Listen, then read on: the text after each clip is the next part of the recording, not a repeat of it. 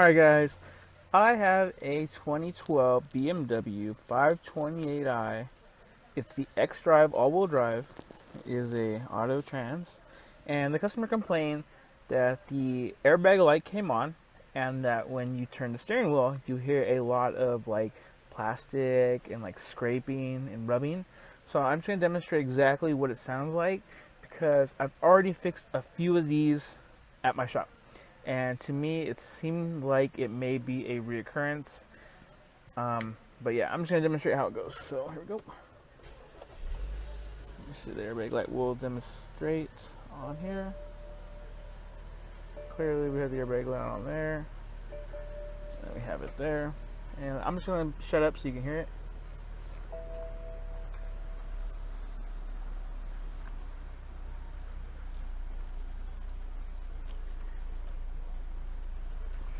It's not really loud, but you can hear it.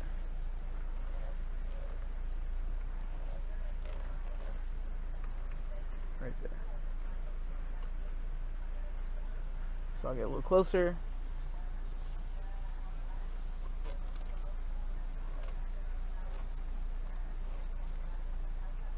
Okay. So now I will show you basically in a few steps how to remove your airbag, how to remove your steering wheel, and then get to your clock spring and remove it and repair this. So just give me a few seconds. Okay guys, so I have the airbag assembly out, and what it is it's just one connector there and then one small one that goes here. And basically how you remove it is, you can see here I have my screwdriver. Let me get the light right there, and I'm just gonna move real quick. And what you do is you just basically just push up on it and you'll see the clips release. I use a flathead because it's very versatile and you can get exactly, if I get zoom in, sorry guys, it's really dim in here, but I just turn it and I just push straight up. Okay, and there is a little slot here. It's a little hole, real small, man. Don't worry, you're not gonna hurt the steering wheel at all. And then, like I said, the airbag just comes right out. Two wires, they come right out. I'm not sure why it's not focusing. But yeah, and then we're just gonna set that to the side. And I have my new clock spring already.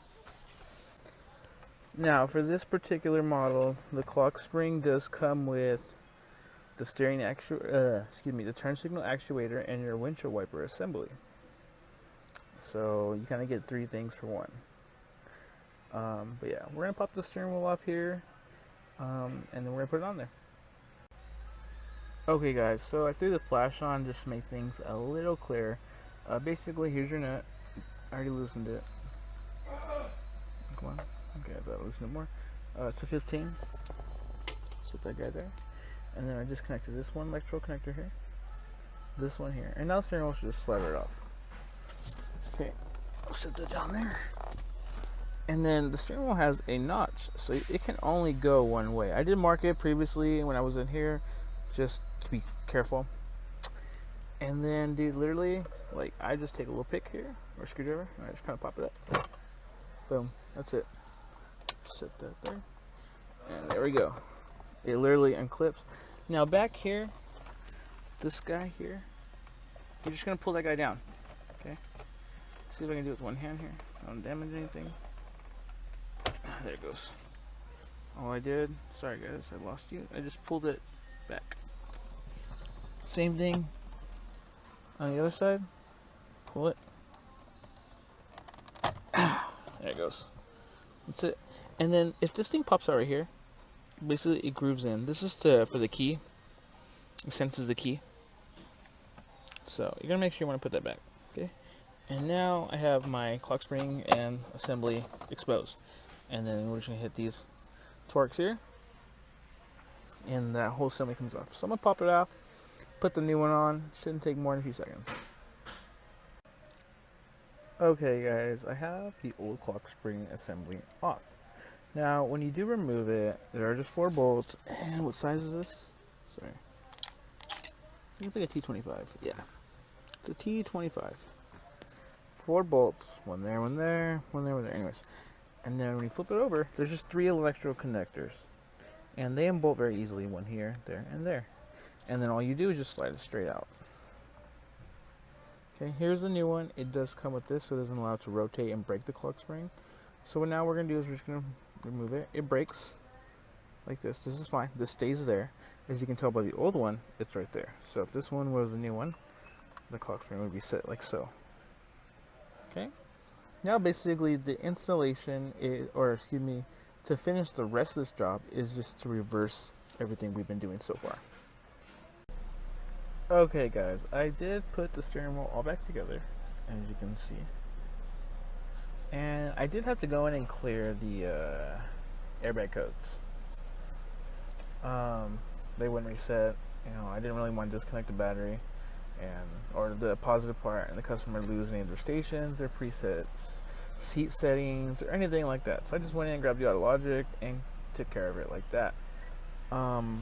It did have the airbag code for high resistance and the airbag. It was I think it was squid 1 and squid 2. So yeah, I think also that none of the settings on here worked. Yeah, so now I have cruise control back. Cool, let's see, modes. Oh, excuse me, there we go. Cool. All the steering wheel functions are now working again, which is a big plus because the customer did complain about that, and honestly that's quite frustrating when you have a nice BMW like this and none of your steering functions work. You can't control your radio, the volume, etc., cruise control. So that's all back to normal. So the only thing now I have to worry about is the check engine light, which, let's go here. Sorry. Feed and drive, DME. And then I believe it's for tank valve. Yeah, the tank valve is, there is a problem with that. The car was involved in an accident in the rear. So we were waiting on parts on that. The body shop repaired the vehicle, but that part is damaged. So we will change that once the part comes from BMW. But yeah, hopefully you guys did enjoy the video, or hopefully it was helpful in some way. Motherfucker. Alright guys, well thanks for stopping by and checking out the channel. Really appreciate it.